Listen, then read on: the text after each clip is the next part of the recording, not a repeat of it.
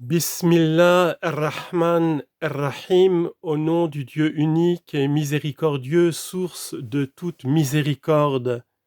Bismillah wal-Ibn war-Ruh al-Quddus lillahi al-Wahid, au nom du Père et du Fils et du Saint-Esprit, le Dieu unique révélé à notre Père Abraham dans la foi, à Moïse et à tous les prophètes. Cette première petite vidéo d'étude comparée du contenu spirituel, théologique, religieux du Coran et de la Bible commence par cette première vidéo sur la première manière de désigner Dieu dans le Coran et dans la Bible. Comme vous le savez, comme nous le savons tous, aujourd'hui, en arabe, Dieu se dit Allah. Et dans l'Ancien Testament, la manière la plus ancienne de dire le mystère de Dieu, c'est ce nom de Elohim. A priori, Allah et Elohim, c'est pas la même chose. Ça sonne différemment, même si on sent quelques petites similitudes. En fait, lorsque nous écrivons en arabe et en hébreu le nom de Dieu, eh bien, dans ces deux langues, le nom de Dieu s'écrit exactement avec les trois mêmes lettres consonnes racines, à savoir en hébreu Aleph, qui est la première lettre de l'alphabet hébraïque, Lamed, qui correspond à notre français L, et puis le He, qui est un H léger. Et nous avons exactement ces trois mêmes lettres de la racine trilitère du nom de Dieu en arabe, Allah, qui s'écrit avec le alif, première lettre de l'alphabet arabe correspondant au aleph de l'hébreu. Ensuite, nous avons le lam, qui correspond au lamed de l'hébreu, à savoir la lettre L en français, et puis le H léger en arabe, ha. Si Elohim se termine par le son im, c'est que im en hébreu, c'est un pluriel masculin suffixe. Donc le nom de Dieu Elohim en hébreu est un pluriel. Pourquoi cela?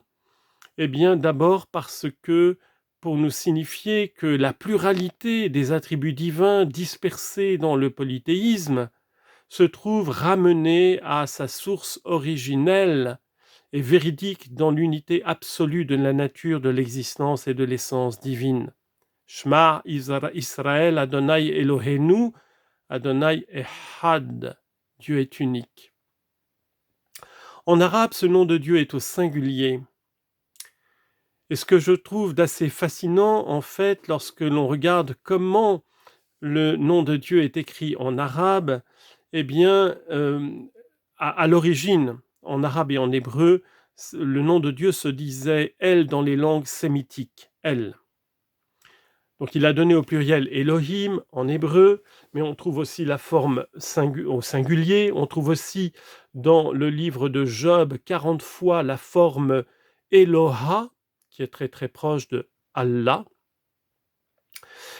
Et puis, bien sûr, les pères de l'Église ont vu dans ce pluriel Elohim une évocation du mystère de la très sainte Trinité, à savoir que Dieu, au cœur de son unicité absolue, n'est pas une solitude, mais une mystérieuse et invisible et ineffable communion d'amour entre trois personnes divines qui se sont révélées à travers Yeshua de Nazareth, le Fils bien-aimé du Père, qui a pris chair de notre chair pour nous sauver, et qui nous révèle le Père et qui fait de nous, par la foi gratuitement donnée, en nous sauvant, en nous rachetant par son sang, eh bien, il fait de nous les enfants bien-aimés du Père et il nous donne son Esprit Saint, l'Esprit commun qui lui unit pour faire de nous les enfants de Dieu et nous apprendre à prier en vérité, à adorer en esprit et en vérité. Ce mystère de la Trinité qui a été révélé par Jésus et qui est au cœur même de la foi chrétienne, eh bien, mystérieusement, nous le trouvons à l'intérieur même de la manière d'écrire et de prononcer le nom de Dieu en arabe, Allah. Et c'est un grand mystère, c'est tout à fait étonnant.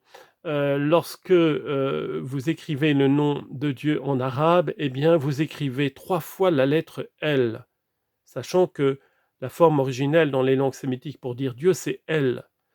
Et donc, quand vous écrivez Allah, vous avez la première syllabe, Al, qui est à l'origine l'article défini en arabe, mais qui a fusionné pour nous donner ce nom propre de Dieu, Allah, et vous écrivez 3 fois la lettre L. La première fois, vous écrivez une fois la lettre L, le lam, et le second lam, eh bien, il est redoublé, parce que le premier lam fait redoubler le second lam dans la phonétique arabe.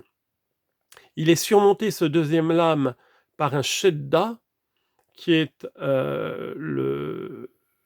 un petit signe qui ressemble à un W, donc à un 3 couché. Il a 3 barres qui s'élèvent vers le ciel, et il est surmonté d'un alif suffixe qui redouble la longueur de cette voyelle A. Donc nous avons aussi le son A qui dure sur 3 temps au niveau musicaux.